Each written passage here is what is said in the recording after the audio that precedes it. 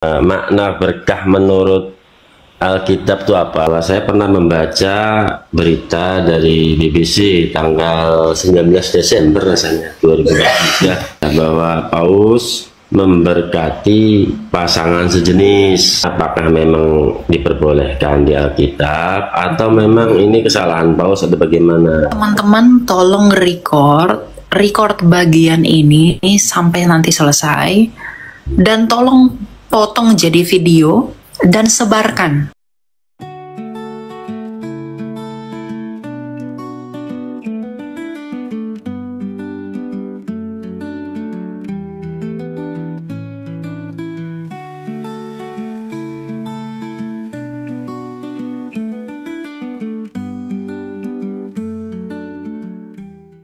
Mau nanya tentang LGBT. Kalau sekarang kan udah Jangan sebut istilahnya, nanti saya kena violation. Oh ya, sorry. Ganti aja setelah ganti dengan apa ya? Kaum yang kayak gitulah ya, Sodom dan Gomora. Sekarang kan udah marak banget ya Kak, dan aku tuh nggak nyangka sih ternyata saudara aku kayak gitu kan. Yang pertanyaan aku adalah respon apa yang tepat ketika kita melihat orang terdekat kita ternyata sudah sangat terang-terangan gitu loh. Bahkan dia sampai beliin misalnya mobil mewah gitu untuk cowoknya, sedangkan buat papanya atau saudaranya sendiri nggak dikasih gitu. Dan mereka itu sangat apa ya, menurut aku ikatannya kuat sekali gitu. Bahkan sama saudara sama orang tuanya sendiri pun mereka tuh kayak nggak mengaku, maksudnya bukan mengakui ya, maksudnya nggak denger gitu loh kita ngomong apapun. Bahkan aku udah sampaikan tentang firman Tuhan juga bahwa pemburit apa segala macam kan nggak bisa masuk ke dalam kerajaan surga ya. Terus tapi dia kayak cuma read doang atau cuma dengerin doang, tapi nggak berubah gitu. Dan aku sudah doain dia tiap malam gitu. Apa yang bisa membuat dia berubah ya? Apakah aku harus berbuat apa gitu Kak? Tolong bantu advice ya Kak untuk hal ini, aku bener-bener bingung sih. Ya, itu kan dosa ya, dan dosa itu benar-benar mengikat kita. Tapi kalau dikatakan, karena kamu tadi bertanya, bagaimana kita sebenarnya menyikapi orang-orang seperti itu? Yang pertama yang menjadi dasar dari segala sesuatu yang harus kamu lakukan adalah kasih. Oleh karena kasih mula kamu menegur dia, oleh karena kasih mula kamu menghajar dia, dan oleh karena kasih mula kamu memperingatkan dia. Karena jelas 1 Korintus 6 ayat 9 ya, memang hal seperti itu tidak berkenan di hadapan Allah, dan itu adalah dosa. Dan pastinya kita tidak membenarkan itu dalam iman kekristenan. Tetapi kalau ada orang-orang yang seperti itu, kamu nggak boleh putus asa untuk merangkul mereka. Karena apa? Orang-orang seperti itu adalah orang-orang yang masih terjebak di dalam dosanya itu. Sama seperti orang yang terjebak di dalam dosa mereka masing-masing. Jadi yang bisa kamu lakukan kalau kamu sudah tegur, kalau kamu sudah nasihat, sudah beritahu, ya kamu doakan mereka. Dan kamu minta hikmat sama Tuhan, apa yang Tuhan izinkan dan berkenankan agar kamu boleh menjangkau jiwanya dia. Karena dia seperti itu karena dia belum mengenali Allah. Semua dari kita adalah orang berdosa dan pernah di dalam dosa. Tetapi kenapa kita bisa berubah? Karena kita mulai merendahkan diri dengan mengakui dan menyadari bahwa hidup kita ini sekarang ini sudahlah Kristus, bukan milik kita. Jadi dia itu harus disadarkan agar dia dapat mengaku bahwa hidupnya bukan lagi tentang dia, tapi tentang Kristus yang menaungi dia. Tapi dia tidak akan bisa mengerti hal itu kalau dia tidak diberi pendengaran akan firman. Tentu dengan cara dan motivasi oleh karena kasih. Kalau kamu hina-hina dia, caci maki dia, lalu perlakukan dengan buruk, cara menasehatinya seperti orang yang gak punya moral, ya dia juga tidak akan menerima itu. Makanya ya kamu bergumul sama Tuhan, kamu berdoa agar di dalam doamu itu ya Tuhan turut bekerja mengambil bagian dalam hal itu. Oke. Itu memang itu pasti susah, itu susah. Karena memang begini, ada orang yang seperti itu sejak kecil Ada orang yang punya kecenderungan suka kepada sesamanya, ada orang yang punya kelainan dalam hal seperti itu pasti ada. Tetapi itu tergantung orangnya, dia mau mengikuti atau tidak. Justru kan katanya Alkitab berkata, perjuangan kita adalah melawan daging. Jadi kalaupun kita punya rasa suka, punya rasa tertarik kepada sesama, kita harus melawan itu dan jangan mewujudkannya sehingga kita berdosa. Kita harus lari dari keinginan-keinginan itu. Itu yang harus kamu kasih tahu sama dia. Karena kalau nggak begitu, kita nggak tahu kapan kematian itu datang untuk dapat menghajar orang seperti itu. Ingat loh, yang paling mengerikan itu bukan ketika Tuhan itu menghajar kita. Itu bukan ketika Tuhan itu marah sama kita. Yang paling mengerikan itu adalah ketika Tuhan membiarkan kita melakukan apa yang mau kita lakukan. Wow. Kita pasti binasa. Itu yang paling mengerikan. Jadi kamu harus menjadi tangan Tuhan untuk menjangkau dia. Dan kamu tanya Tuhan dalam doa, apa hikmat-hikmat yang Tuhan mau tambahkan sama kamu. Kalau kamu sungguh-sungguh mengasihi dia. Orang yang sungguh-sungguh mengasihi Allah akan dibukakan segala rahasia kepenuhan Allah. Tidak ada yang mustahil bagi dia kan? Ya, amin. Tapi Kak, dia kan sudah dibaptis ya Kak? Sudah pernah pelayanan juga di gereja gitu kan? Saya agak bingung juga sih, kok bisa udah pernah mendengar firman Tuhan gitu kan? Kok bisa sangat-sangat melenceng jauh banget gitu, bahkan hilang gitu? Ya itu orang yang di gereja belum tentu dia adalah gereja itu sendiri. Justru yang paling hantu yang paling banyak itu lebih banyak di gereja. Karena setan itu berusaha menarik orang-orang milik Tuhan. Kan tadi kita udah baca dalam Wahyu 12 perempuan dan naga. Naga itu berusaha memburu perempuan itu untuk membunuh anak laki-laki yang dikandung perempuan itu. Itu adalah simbol bahwa naga itu ingin memburu gereja dengan membinasakan orang-orang kudus yang dilahirkan gereja. Maka setan itu akan selalu mengganggu orang-orang kudus dengan memberikannya kecemaran agar binasa, sama seperti iblis itu akan binasa. Kita harus menyadari itu agar kita tahu bahwa kita tidak sedang di dalam hidup, kita sedang di dalam ambang kebinasaan. Kalau kita mengerti itu. Ya, orang-orang pria yang sering ke gereja pun belum tentu mengerti Alkitab. Orang yang sering ke gereja pun belum tentu mengerti firman Tuhan. Belum tentu kan? Pelayanan-pelayanan. Do you know apa yang memotivasi mereka pelayanan? Apa karena mau cari panggung, agar dilihat orang, ingin mencari target, ingin mencari apa? You don't know. Meskipun mereka standing di dalam gereja without judging him, tapi itulah faktanya. Itulah nyatanya. Saya tidak mengatakan bahwa saya orang yang baik, saya tidak mengatakan saya orang yang sempurna.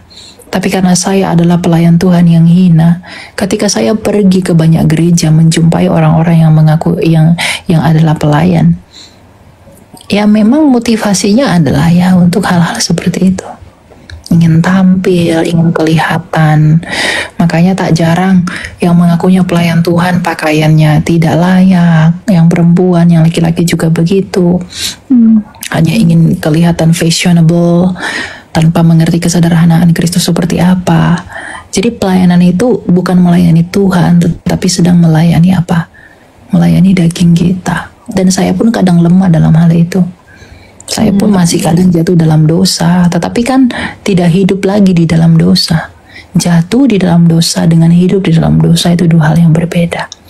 Orang yang sungguh-sungguh melayani Tuhan adalah orang yang membenci dosa itu. Ketika dia jatuh, dia tidak lagi mau di dalam.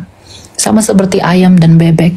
Orang-orang yang sungguh-sungguh percaya Tuhan itu akan seperti ayam.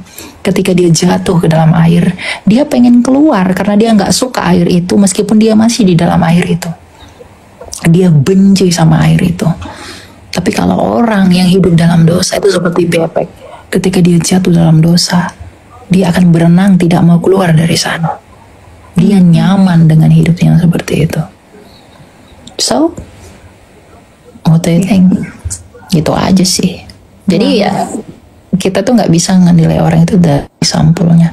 Dan saya pun nggak mau menghakimi saudara kamu itu. You have to know apa yang menyebabkan dia seperti itu. Apa yang membuat dia melakukan itu. Kamu harus tahu akarnya agar kamu berhikmat menyelesaikannya. Alasannya dia sih waktu itu dia pernah mengakui ya ke kita gitu. Dia tuh digituin juga sama salah satu paman kita gitu, om kita. Jadi aku kaget sih gitu. Oh, bisa ya gitu kan. Tapi maksud aku kan kita kalau udah terima Kristus, kita udah dewasa secara rohani, apakah dulu waktu masih kecil setiap dari kita atau aku sendiri pernah nggak dapat pelecehan? Pernah, tapi kan kita harus bisa mengampuni gitu kan. Harus bisa ya udah kita mau move on, mau bangkit dari diri kita kan. Tapi dia tuh enggak, dia malah makin jatuh, makin jatuh. Aku udah sering ngomongin dia gitu, dan aku sudah mengasihi dia banget, Kak. Cuma kenapa dia tuh kayak manfaatin gitu. Setiap kali aku mengasihi, memberikan dia, misalnya dia lagi butuh uang, aku kasih uang. Tapi ketika aku lihat dia ternyata beliin sesuatu buat cowok bahkan gitu kan, yang barang mewah, itu aku kecewa banget. Wah, selama ini dia bilang dia nggak ada duit gitu. Jadi kebuka gitu kemarin. Jadi aku kaget banget dan aku kecewa. Aku marah sama Tuhan. Tuhan, kenapa aku udah sayang sama dia? Kenapa dia begitu gitu kan? Harusnya kan dia setidaknya berbuat yang bener lah gitu. Nggak usah bales budi, nggak usah. Yang penting tuh dia bener gitu loh.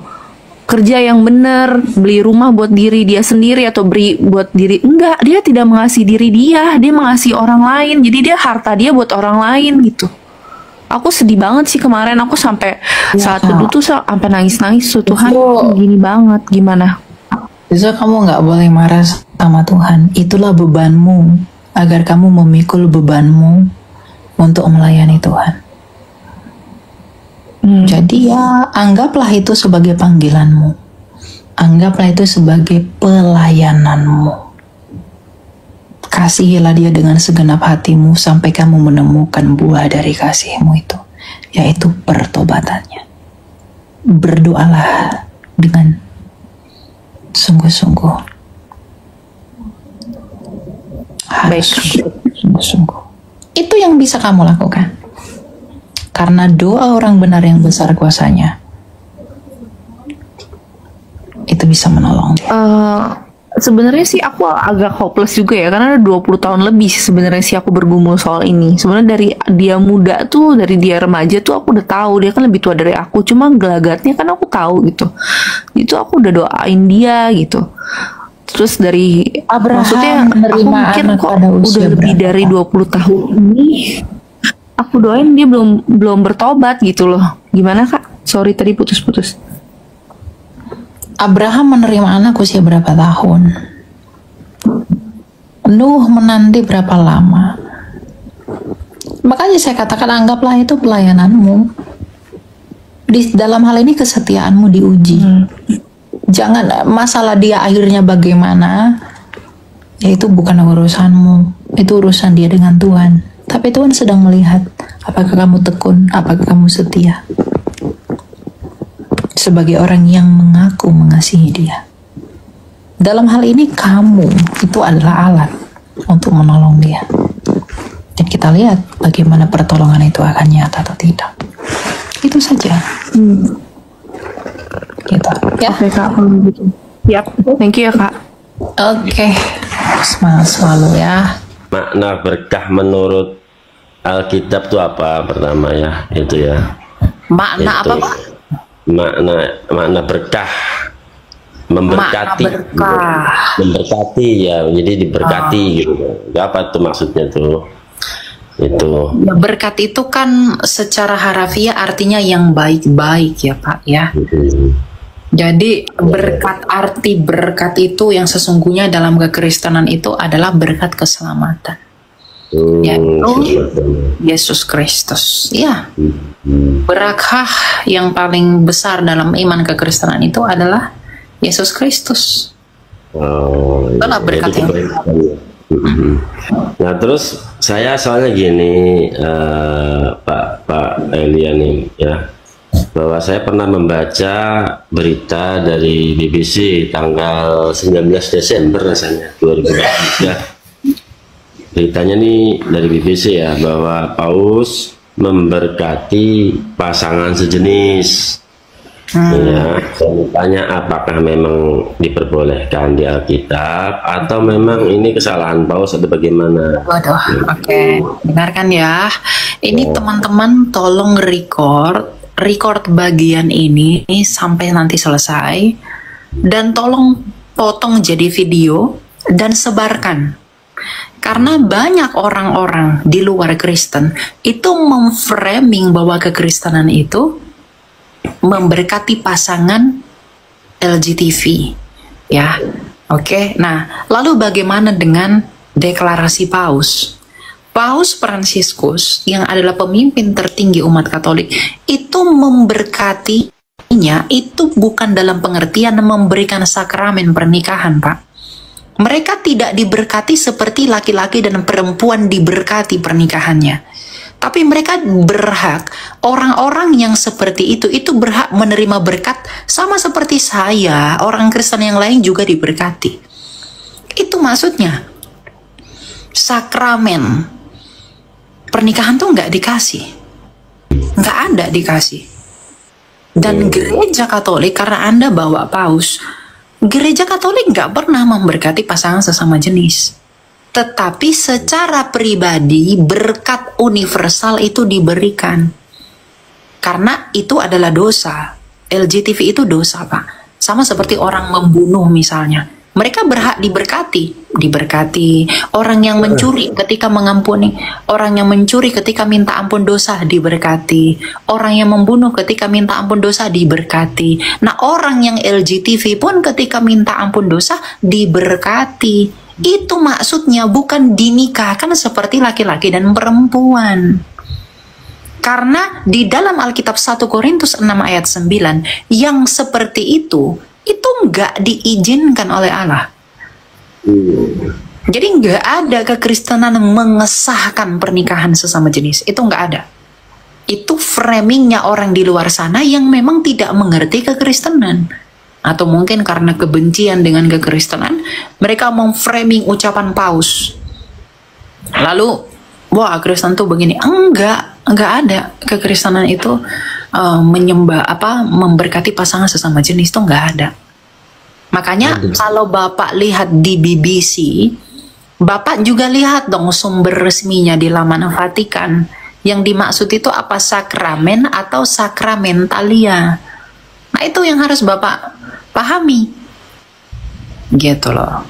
Dan karena Bapak memang bukan orang Kristen, jadi saya bantu jelaskan bahwa secara mutlak, secara absolut, pernikahan, sakramen pernikahan dalam pandangan gereja Katolik sekalipun itu bukan bagi laki-laki dan perempuan.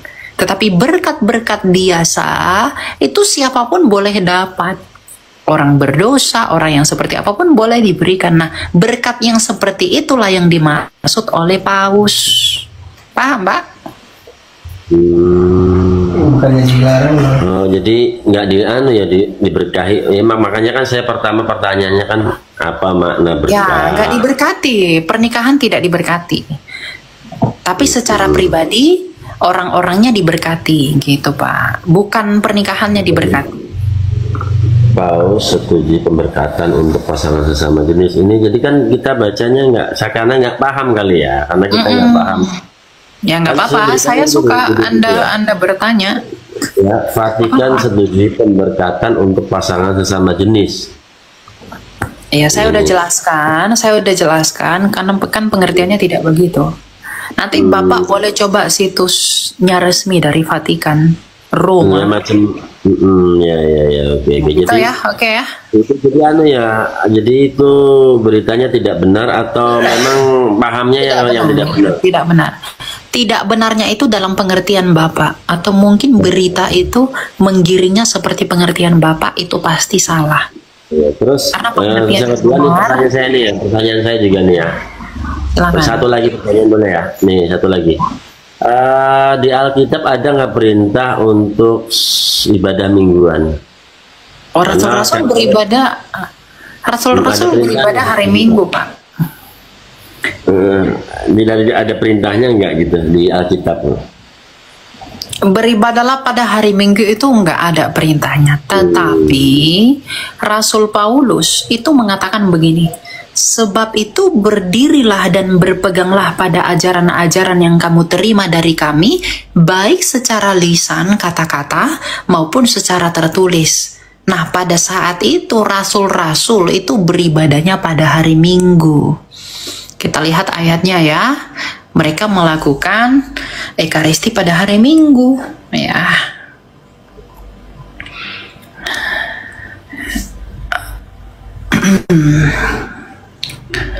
Kenapa orang Kristen itu beribadah pada hari Minggu? Karena hari Minggu adalah kemenangannya Kristus atas kematian atau maut. Karena Kristus adalah sang Sabat itu sendiri, maka ketika kita itu beribadah pada hari Minggu, artinya kita sedang merayakan kebangkitan sang Sabat. Nah, Kisah Rasul 20 ayat 7, pada hari pertama dalam minggu itu, yaitu hari Minggu, ketika kami berkumpul untuk memecah-mecahkan roti. Nah, itu perjamuan. Paulus berbicara dengan saudara-saudara di situ ketika ia bermaksud untuk berangkat pada keesokan harinya. Jadi, para rasul itu sudah beribadah pada hari Minggu yang adalah murid-muridnya Tuhan Yesus sendiri. Nah, ketika mereka beribadah pada hari Minggu, tadi dalam Tesalonika 2 ayat 15 tadi, di 2 Tesalonika 2 ayat 15, Rasul mengatakan, peliharalah hal ini. Pengajaran-pengajaran yang kami lakukan ini sampai akhir zaman gitu. Loh, kenapa hari Minggu?